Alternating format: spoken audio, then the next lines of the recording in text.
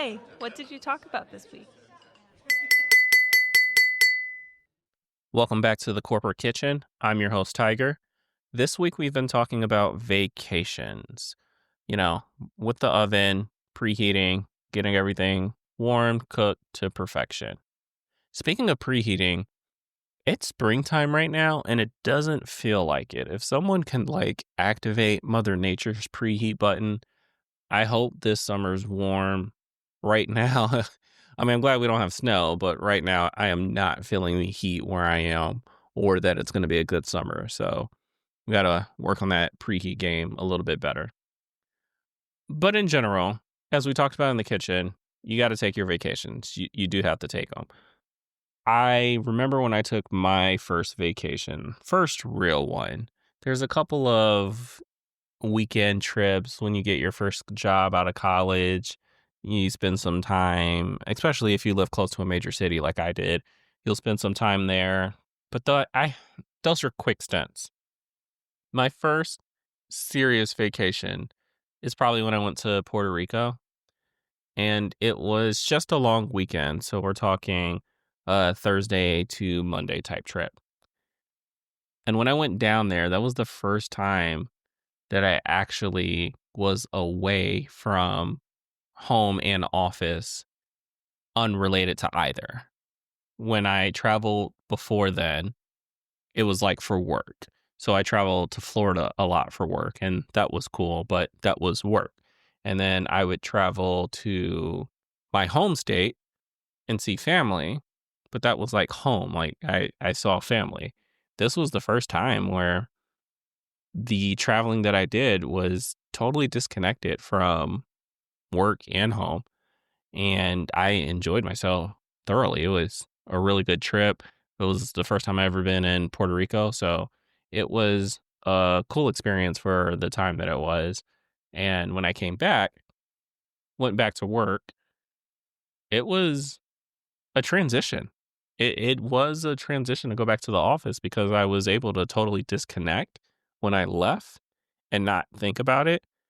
My mind had to do that shift when I came back, and it's like, okay, vacation mode off, work mode on. And that is a real thing. And our first action item that we're going to talk about is give yourself transition time. You have to give yourself transition time because it's a real thing. If you can totally disconnect, coming back takes a minute to reconnect. It's not just as simple as putting the plug into the outlet and you have power.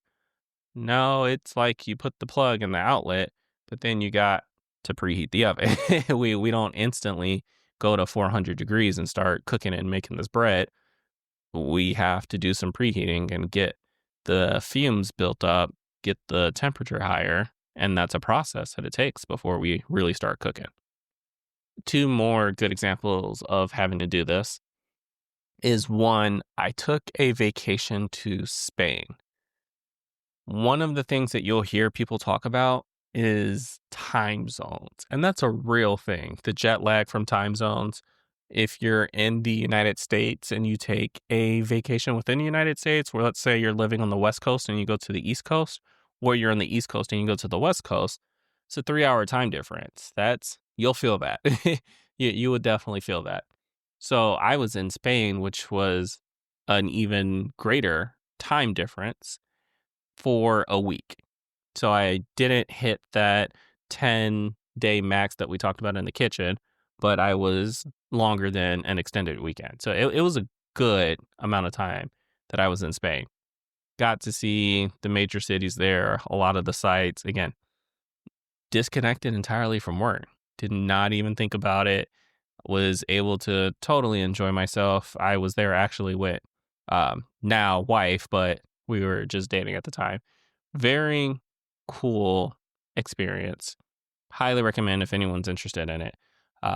Flew out there, took trains out there. We saw all the touristy stuff, had really good food. And again, it was a whole week. Whole week. I took that time off work. I had a backup covering me. There was nothing urgent at the time that's like, oh, you can't leave because we need this. Nope. It was normal work processing. had my backup coverage, like I said, and stayed out there for a week. When you're leaving and you're going to the destination, so when I got to Spain, I didn't feel the jet lag. It was good, got on the flight, got there, good, enjoyed myself. Once I came back, that was oof, man, we came back on a Saturday, and I gave myself the Sunday to transition to get myself ready for work that Monday. And let me tell you, I needed that Sunday because number one, that flying it wasn't horrible, but at the same time, sitting down for that long and being in like a dormant state it's like I need to walk around, do something, stretch my legs for one. And then two, part of the transition of getting back into work is also doing the normal prep that you would normally do. So we're talking like pre-COVID times where you would typically, do laundry on a Sunday, meal prep on a Sunday, uh, clean the house, all the normal stuff at home that gets you ready for the work week. Take your stuff to the dry cleaners. I needed to unpack. I didn't start any of that. So giving myself the opportunity to knock off a lot of those chores on Sunday so that I kind of reset myself to how I operate on a standard work week was pretty critical and it was good. You got to give yourself that transitional period. If you tried, or if I would have tried to come back on Sunday and go to work on Monday, could I have done it? Yes. But then I would have been behind. And to get the preheat of my work back to 100%, finish the preheat and get cooking in the office again, it would have taken a little longer. It would have dragged on longer than what I did of coming back on a Saturday so that I had Sunday to do all that pre-work and really prepare myself back for work on Monday. And the most important part is I get to catch up on sleep. When we talk about jet lag, we're usually talking about being tired and groggy from dealing with different time zones and having your body adjust. So give your body time to adjust, give your body time to rest and feel better in order to be able to hit the office, hit the ground running. What happens if you don't? Well, I have a story for that one too. This is the second story in the couple stories I was going to give. The younger you are, the easier it tends to be. It's not hard to go from vacation transition to work. And if you're young, why not? I mean, if you have the opportunity, that's what happened to me. So one time, me and the boys went out to the big city and had a wonderful night. Had a wonderful night. I wouldn't call it a vacation. It was just one day. And, and it was a work night. So school night, work night, whatever you want to call it. It was a work night. We had to go to work the next day. And I don't remember the exact reason. The person that was there with me, actually, the people that were there with me are probably listening to this and they remember more of the story than I do. But it was a work night. We went out to the city, partied all night. Now, we knew that the last train leaving the city was before 2 a.m. If we got to the station at 2 a.m., we missed it. It was like, you can't say 2 a.m. It's right before 2 a.m. And if you miss that, you have to wait till like 4:30 for the next train. And they like close the train station. So we're out partying, finally catching up to the time. And it's like, we got to make this sprint. Let's go, let's go, let's go, let's go. We don't make it. And now it's like, oh, Lord, we got to be at work today. And we missed the last train. Now we got to wait 2.5 hours for the next one. And honestly, because of the distance we had to travel, it was faster to wait for the next train than it would have been to like get an Uber or a taxi or find an alternative mode of transportation. So we pretty much slept outside of the train station, took a little nap for 2 hours as we waited for the next train to come. And then here's the kicker, right? We can't go to work how we are. So now we are taking the train to quickly get to our houses and apartments, shower, get dressed, and make our way to the office. This is this happens all the time, but this was pre-COVID time where everyone was in office. We all got to work. Like everyone was in office by like 7 a.m. So if you stroll in 7:15, people get the jokes like, "Ha ha ha, half day," and you just want to be like, "Half day," like come on, like don't play me. It's not that serious, guys. But yeah, it was everyone was getting in between 6 and 7. So if you came in 7:15, you got made fun of. We had our meeting at like 7:30 every day. So as long as you were there for that, you're good. But it just different times. For us, that was a rough 48 hours just trying to do that transition from, oh no, we missed the train. Now we gotta find a little nap time and then rush home, coffee, shower, dress, get into the office, work the full day, and then finally be able to crash. And it really reinforces that, yeah, you can definitely go out drinking, do something after work, but it's not a vacation. Remember, it's not a vacation. If you're not going to give yourself transition time, and despite the fact if you disconnect it completely from work and home, you got to still give yourself transition time if it's going to be an official vacation. Otherwise, it's just a night out. And just like when you were growing up, if it was a school night, you had a curfew. You got to give yourself a curfew so that you can prepare for work the next day. And a lot of this conversation is centered around work because unless you're very wealthy, you're working an equivalent to 9 to 5. And I say equivalent because the world's different. So not everyone, as we talked about in the kitchen, not everyone's working 5 days a week, 8 hours a day. Some people work 3 days out of the week, 4 days out of the week, only the weekends. Regardless, the phrase 9 to 5 is you're working 40 hours a week minimum to get your paycheck. And it's whatever your hours are, kind of standard. And that is the basis of trying to plan vacations around. We want to ensure that whatever time we take off, we relate that to our work hours because we want to disconnect from them. If I'm on vacation, I'm not working. So obviously we got to relate the two. The reason I want to put emphasis on that is that there are many companies that provide the ability, and this is your second action, to mix travel plans. What do I mean by mixing travel plans? If the opportunity is there, mix your travel plans. What does this mean? Well, I'll give you an example. I was going on travel to my home state for a conference. And the conference was a Monday to Wednesday.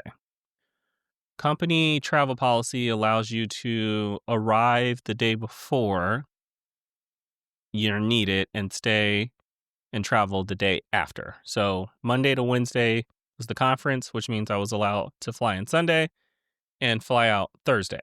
Well, it's my home state.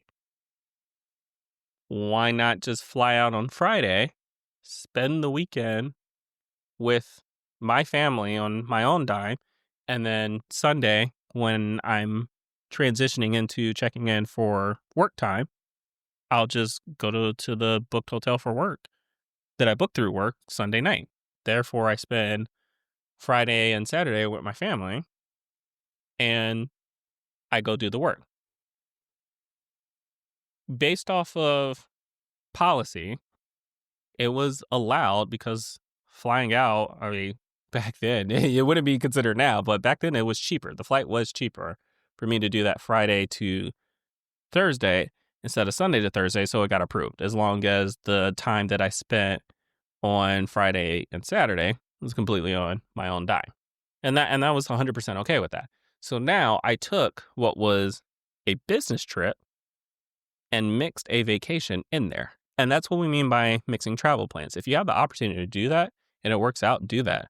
I hear it many times with international trips, and I do have an example for that. You hear it a lot more often with international trips. You're going to be sent to Japan for a month. Well, obviously, within those months are weekends. If you're only working 5 days a week, Monday through Friday, what are you supposed to do on Saturday and Sunday?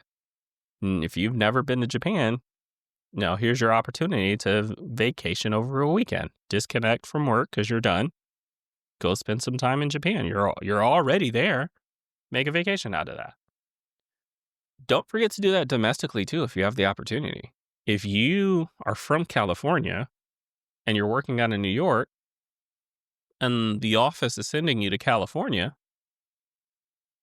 see if it makes sense to mix in a vacation with that, especially if it's ending on a Friday or beginning on a Monday. You may have the opportunity to look at that schedule and say, hey, can I just absorb the weekend on my own and get there?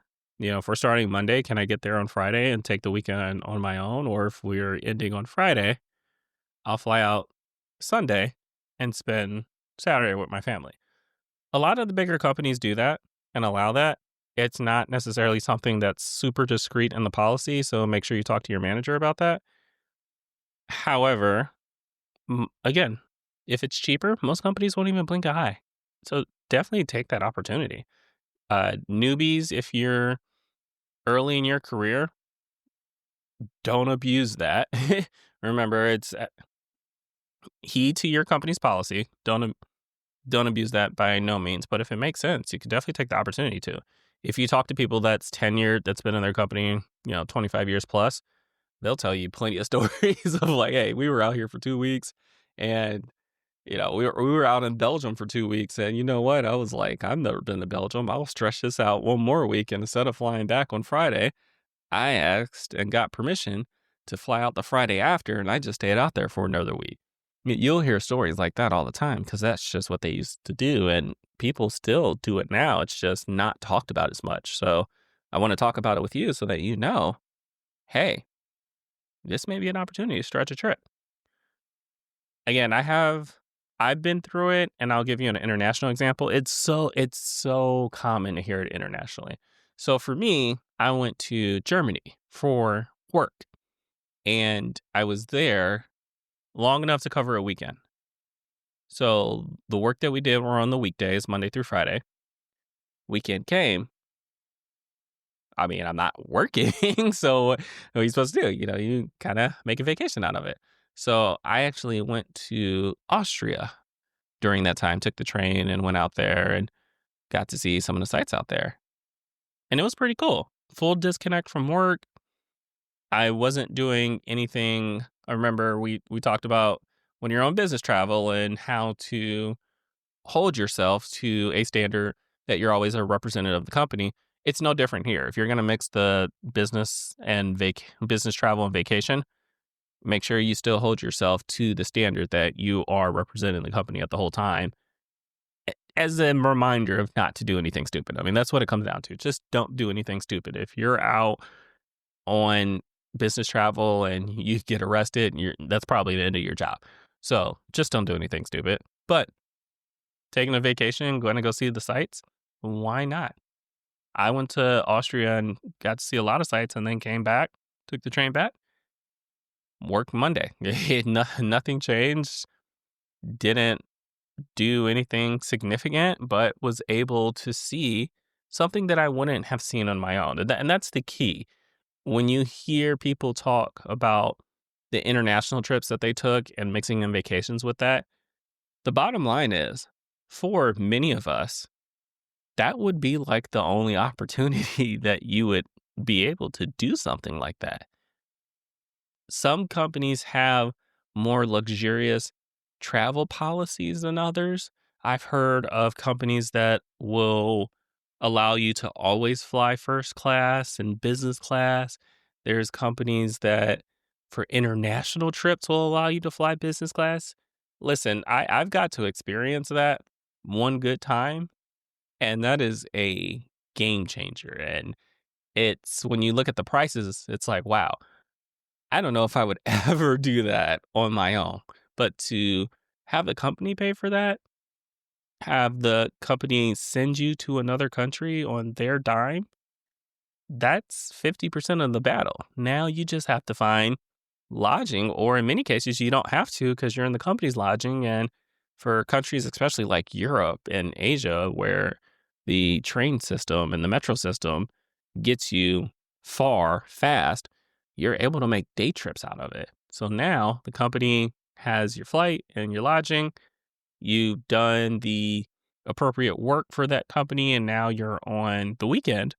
Day trip, vacation day trip. You're disconnected from the actual active work. You're still holding yourself to that high standard of being a company asset, but you just take a day trip and you go see some sights. I mean, why not? And you get back. And it's something that you wouldn't have been able to afford on your own. And companies love that. They love the ability to make themselves look good and make you feel good about working for the company. When you have that sense of, wow, I'm really going to be able to enjoy some of life's best luxuries or life's best assets, and I don't even have to pay for it. Of course, I'll go on the trip. Of course, I'll work extra hard because I know that I'll have the opportunity to go do this thing that I've never been able to do on my own. Take those opportunities and mix the travel plans where appropriate and where allowed so that you have the opportunities to take in something that you would have never seen prior to. Another international trip that I did was out to Japan, speaking of Japan. So I did go out there for a good period of time. So I got to see a couple different areas of Japan, a lot of recommendations I got from people that already took a trip out there. And someone was out there that lived out there on behalf of the company. So it was pretty cool to really get that experience. And again, something that I admire to do on my own. I gotta save up and pay to do something to that level and that standard. So excited to get to it at some point, but it's gonna be no time soon. So to be able to do the experience that I had on business travel, it was amazing. I mean, we got the work done, we accomplished the mission during the appropriate work hours, and then afterwards, on the weekends, it's free game. So it was good to be able to experience a different country like that, see a different culture, eat wonderful food. Wonderful food. And all in all, and I think we talked about this a little bit in the kitchen as well, all these items come down to one action that you absolutely have to take, right? So whether you're vacationing from work or home, whether you are mixing the travel plans with your business travel, the entire point of taking a vacation, doing the pre-work, is to really give yourself two things. What is the two things? And this is action number 3. You should know what these two things are. What do we call a vacation? What's another phrase for vacation? You know it. R&R. R&R. So action number 3, take both R&Rs. Rest and relaxation. Key word. What's the key word? It's not rest and it's not relaxation. The key word is and. It's not or, it's not either, it's and. Rest and relaxation. You have to have both. When you have children, and parents that are listening to this will definitely appreciate it, it tends vacations that, or at least what parents would consider to be vacations, usually cover one or the other. They say, hey, we're going on vacation to Disney World. Now, time out. Anyone who's a parent, and I know you don't have to be a parent, but specifically talking to the parent, anyone knows if you're taking a child to Disney, that is not a vacation for the parent. That is a vacation for the child. There is no rest and maybe some relaxation. Probably not. More than likely, no rest, no relaxation for the parent. but yet you're calling it a vacation. So all the pre-work you're doing is setting you up for a lie. We're taking a vacation. No, you're not taking a vacation. You're taking your children to Disney. Two totally different things. So the pre-work that you're doing is not for rest and relaxation. It's not for you to disconnect. The pre-work that you're doing is to provide your child an opportunity and give the child a vacation, not yourself. So when you're taking a vacation, you need rest and relaxation. If you're not getting both of those things, you're not taking a vacation. I want to hit one other point with parents and those of you who aren't parents and early in your careers. I need you to consider this fact. Mental health is real and anxiety is rough. Everyone has some level of anxiety and we're on a spectrum for it. Some anxiety comes out more than others. The real point I want to get across is that there are triggers for it, things that make you anxious. If you have to do an introduction, we talked about that in the very first week, that may be something that makes you anxious. If you have to do a presentation in front of a room of 1,000, 10,000 people, that stage fright is the level of anxiety. It makes you anxious. Having children also makes people anxious. So there may be an opportunity as a parent to take a vacation. Let's say the kids stay with kids stay with grandma, and the parent or parents have the opportunity to take a vacation. They're going to get rest and relaxation at some spa and resort in another state. The pre-work was done. You booked the resort. You booked massages. You booked, pool time, all the stuff to create an environment of full rest and relaxation, disconnected from home and work. Obviously, you'll FaceTime the kids and stuff like that when appropriate, but it was all set up. You preheat it to really cook some rest and relaxation. But then you get there, you're in the massage table, massage feels great, and you're getting this massage after getting 9 hours of sleep. Yes, I said 9 hours of sleep. As a parent, I know that seems impossible, but let's say 9 hours of sleep, you're getting a massage, you feel rested, but you're not relaxed. And that relaxation is not because of the trip. It's because you're anxious because you're worried about your child. I want to say that's okay. And that happens. That is 100% okay. It's okay for you to be worried about your child and be concerned about their well-being. That's natural human behavior. The goal of the vacation is to get to the point where you can relax. Relaxation is the key for your vacation. Remember, anxiety is a part of mental health. So part of getting you thriving is to have strong mental health, and eventually gets you to a spot where your anxiety is low to none. I don't think we'll ever get to none, but let's call it low enough to where your relaxation can get to its maximum while you're on these vacations. Again, it's a work in progress, and I understand that. I'm not going to discount that for you. But if you let the anxiety, and it could be a lot of different other things. There's a lot of different variables, either mental health related or physical health related, that could affect your ability to have both rest and relaxation. I'm just using anxiety because we were talking about kids. If you let your anxiety get too high, you may not be able to relax that entire vacation or the planned vacation. And if you don't ever relax, and you get the rest, but you don't relax, you didn't maximize that vacation. The vacation should be both rest and relaxation. You can rest at home. You can relax at home.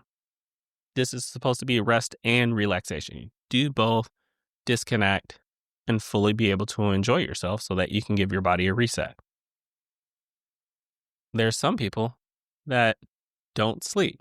They go and they party all night. I remember when I did this because we all went out, me and some buddies all went out to Miami, and I in 3 days we probably slept 8 hours, maybe. The relaxation was great. We were relaxed. We definitely had a great time. Rest, and then what happened? Paid for when we came back. Oh, all sleeping and just like, I don't think I'm going to work today. I'm gonna have to take a day off just to catch some sleep. And look at us, right? Didn't get the rest that we were supposed to do on the planned vacation. Now it's interfering with the hours that we need to work. So now we're taking additional time off despite planning for rest and relaxation. And that stuff can happen. I mean, it is what it is. I'm not saying that every trip must have these two items. And if you don't get them, you're a failure. No, the goal to achieve is to get both rest and relaxation in your trips. If you don't get them in your vacations, that's fine.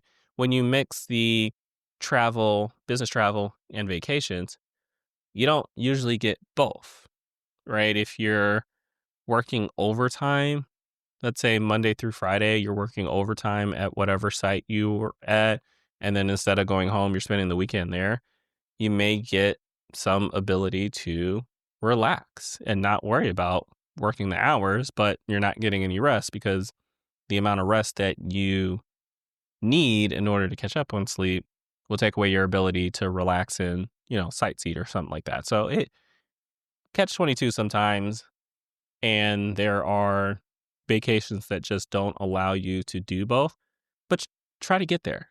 Try to get there. The goal is to get back to 100%. Make yourself at 100%. Most of the time, we're seeing ourselves between 75 and 95. And sometimes that just has to be good enough. We can't have it all. We would love to be, it's like your phone's battery life. As soon as you take it out the box, I swear it goes from 100% health to 99%. You'll never get that 100% perfection as much as we strive for it and try for it. But as we talked about with personal health, get to great. If you can get to great, you'll be good. And we'll go to last story alert. So last story alert, I'll give you one more story. So speaking of Puerto Rico, my family actually travels there at least once a year. At least once a year, we typically go there. Now that we have children, we take the children with us. And that was, I would say, a different transition where before going with no children had a certain itinerary, and then now going with children kind of changes the itinerary up a little bit. However, we made sure we did the proper pre-work to ensure that we all get rest and relaxation. When we intended on Puerto Rico as a destination, part of that was being intentional about what we wanted to get out of Puerto Rico. Because we can go to a lot of different places. It didn't have to be there, but based off of where we lived and what we can get locally, it made more sense to go somewhere with great weather, great beaches. Florida is a little bit played out. Also, when it's different variety in food. So with reasonable pricing, so Puerto Rico made the most amount of sense. Traveling with children definitely makes it a little bit harder to get to that level of maximum rest and relaxation. It's definitely not the same as when you're traveling by yourself. So if you're early in your career and you're single, don't have any children, this is your prime. Like this is your opportunity to really maximize your vacations.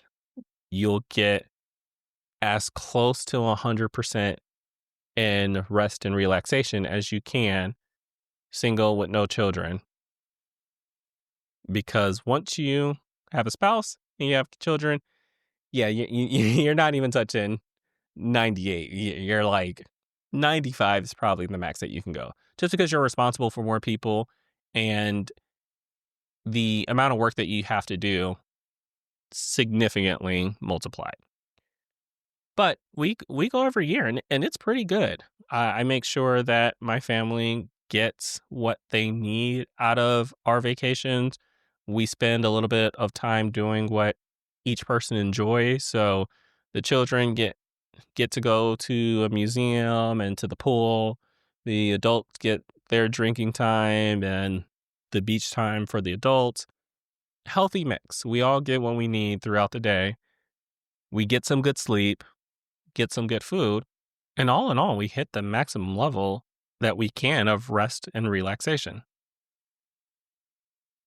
When we get back, we always ensure that there is a transitional period as well. Tends to be a little bit longer just because it's not just one of us, it's the whole family. So we do need a little bit more time to transition. And we transition great. The higher you can maximize your rest and relaxation, you'll notice the less time that you need to do the transition back. If you go on vacation and you get, let's say, 40% on the rest and 2% on the relaxation, the amount of time that you need to transition back to your normal state, back to work, is much higher than if you got 70% rest and 50% relaxation.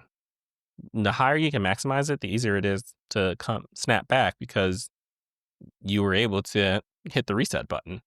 And it's a good feeling when you can come back and it's almost like taking a deep breath. It's like, whoo, and we are back in business, back better than ever. So as we talked about in the kitchen, if you haven't taken a vacation this year, do it. Start the pre-work, get that oven, preheat it, figure out where you're going, start cooking up a vacation. Because if you don't do it, you are just wasting time, wasting money, and you deserve rest and relaxation. If you can mix it in with a company travel plan, do it. If not, just plan it on your own and give yourself some transition time. You really deserve it, and your body really needs it. I mean, I can tell you about a time where my body told me, Hey, you said last story. Can you wrap this up? oof, okay. I enjoyed working on this menu item with you this week, but let's come to an end while it's still hot. Remember, the ending to one story is the beginning of another. There will be more in store next week at the Corporate Kitchen. Thanks for listening. I'm your host, Tiger. Until next time.